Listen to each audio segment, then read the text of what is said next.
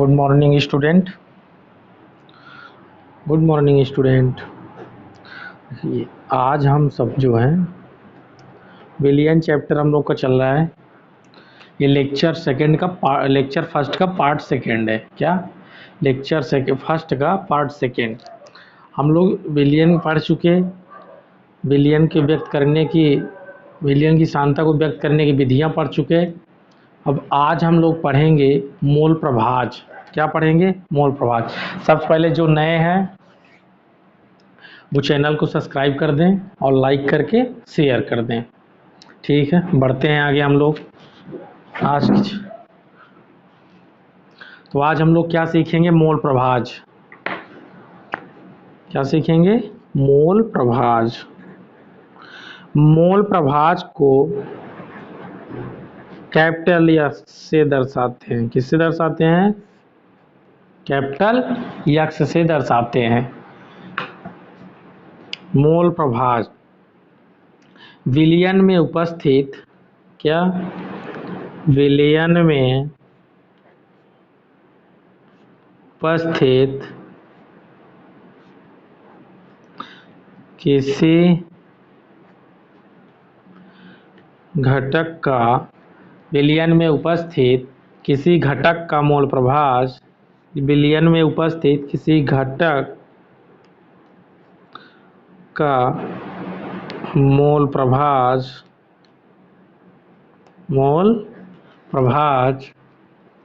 उस घटक के मोलों की संख्या उस घटक के मोलों की संख्या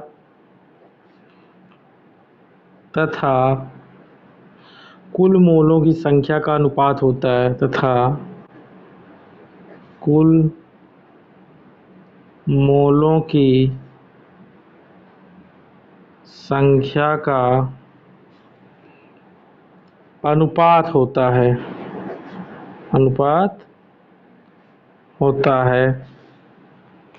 ओके। क्या सीखे हम लोग?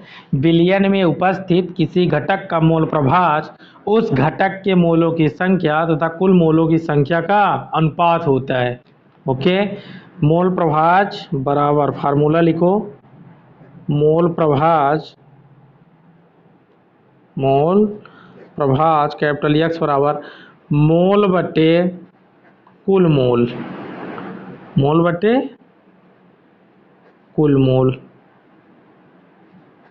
ओके, यहाँ तक हो गया। तो मोल प्रभाज का फार्मूला क्या निकल के आया? मोल प्रभाज बराबर मोल बटे कुल मोल। आगे आ जाओ। देखो, विलियन जैसे दिया है, विलियन के दो घटक होते हैं ए और बी। ए को मैं मान लेता हूँ विलायक। क्या मान लेता हूँ? विलायक। और वी को मान लेता हूँ विलेय। ओके, अब क्या करेंगे? घटक ए का मोल प्रभाज बराबर हो जाएगा घटक ए के मोलों की संख्या बटे में कुल मोलों की संख्या। इसी तरह घटक बी का जब मोल प्रभाज निकालेंगे, मोल प्रभाज को कैपिटल एक्स से दर्शाते हैं तो एक्स भी लेंगे। तो घटक बी के मोलों की संख्या बटे में कुल मोलों की संख्या। यहाँ तक आपको समझ में आया? नेक्स्ट में आ जाओ। अब आप पढ़े हो मोलों की संख्या बराबर, चूंकि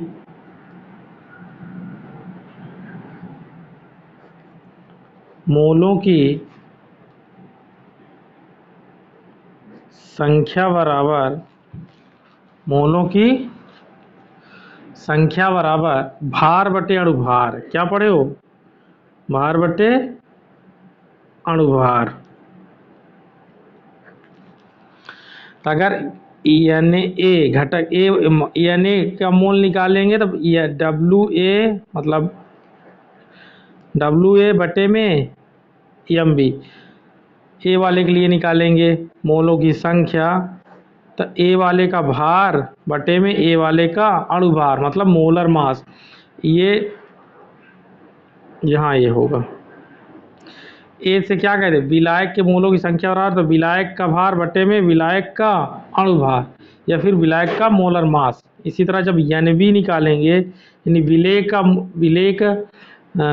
का मोल, तो विलेय का भार बटे में विलेय का अणुभार या विलेय का मोलर मास। अब कुछ नोट पॉइंट है, उसको हम नोट कर लेते हैं। क्या नोट बिंदु, नोट पॉइंट लिख लो आप इसे। नोट फर्स्ट, सभी मोल प्रभाजों का जो योग होता है वो 1 के बराबर होता है। क्या होता है, 1 के बराबर होता है, पहला नंबर। दूसरा पॉइंट लिख लो, XA बटे XB बराबर आपका हो जाएगा NA बटे NB। यहाँ से देखो XA का मान लिखा रहे हो NA बटे NA धन NB, और XB निकाले थे NB बटे NA धन NB। तो जब हम निकालेंगे XA बटे XB, जब इसको करेंगे तो XA बटे XB, तो NA बटे NA धन NB, अब पूरा का बटा NB बटे NA धन NB, तो ये वाला कट जाएगा, तो क्या बचेगा NA बटे NB। तो ये हो गया। तीसरा फार्मूला नोट करो, एक सेकेंड। तीसरा फार्मूला,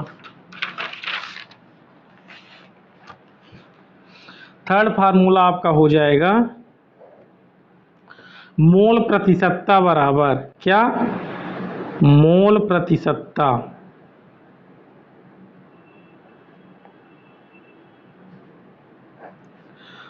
प्रतिशतता बराबर मोल प्रभाज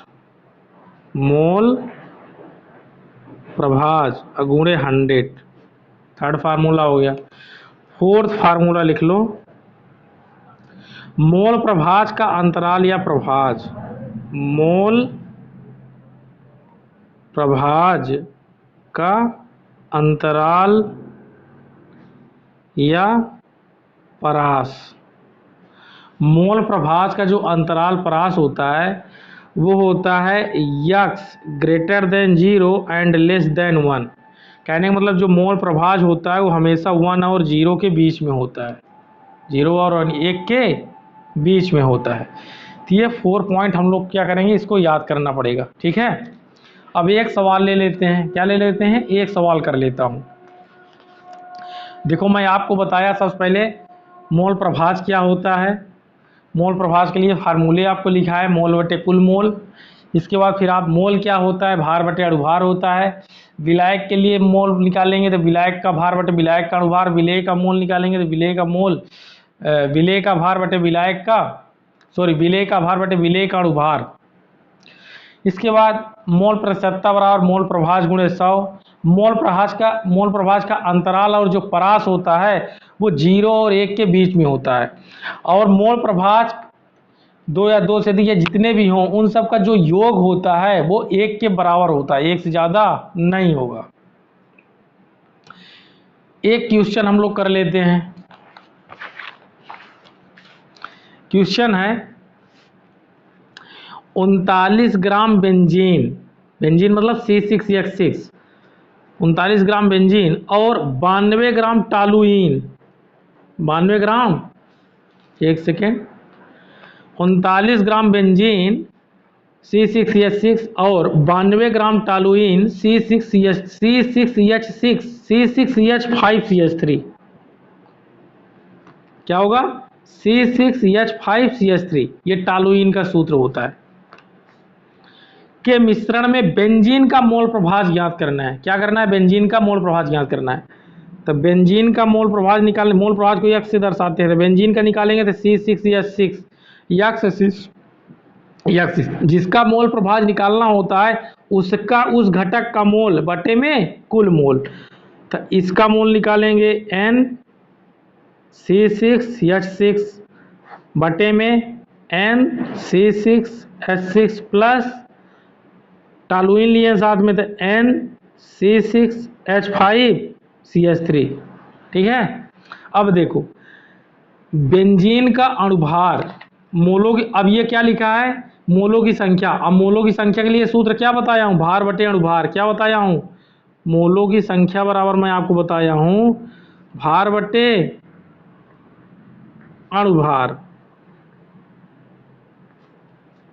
तो यहाँ पे बेंजीन का भार कितना दिया है आपको 39 ग्राम। कितना दिया है 39 ग्राम।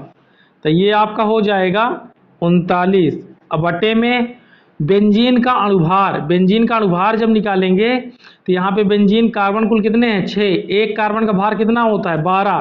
तो 6 गुणे 12 प्लस हाइड्रोजन का कितना भार होता है 1। कुल कितने हाइड्रोजन है 6।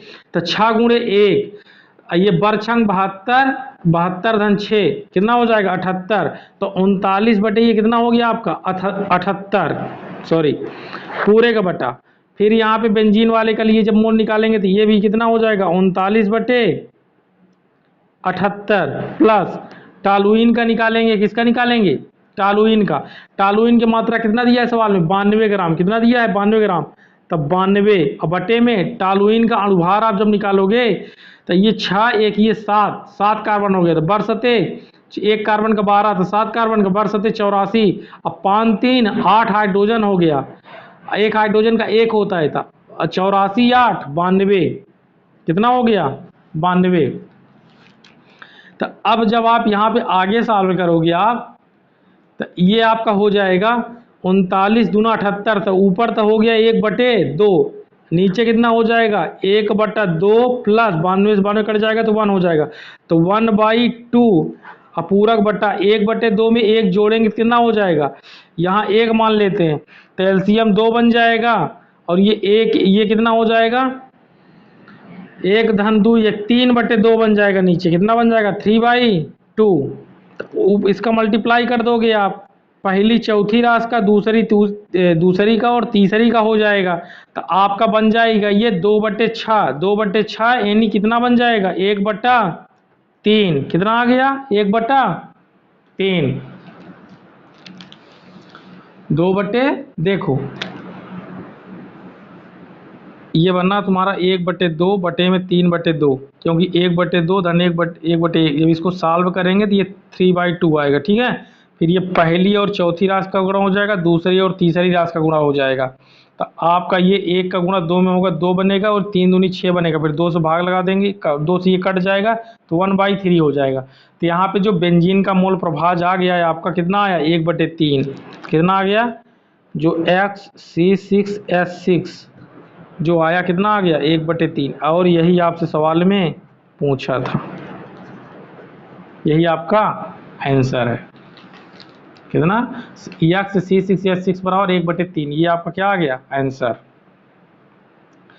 हाँ देखो अब आपकी क्लास जो है रेगुलर रहेगी तो आप लोग जो है अपने साथी थे दोस्तों से सबसे बताओ शेयर करो सब्सक्राइब करो चैनल को लाइक करो और बेल आइकन के आप जरूर दबाओ जैसे ही कोई नया टॉपिक आता है तो आपको नोटिफिकेशन सबसे पहले मिले। ठीक है और वीडियो आपको अच्छा लगा हो तो लाइक और शेयर और सब्सक्राइब करो। ठीक है थैंक यू।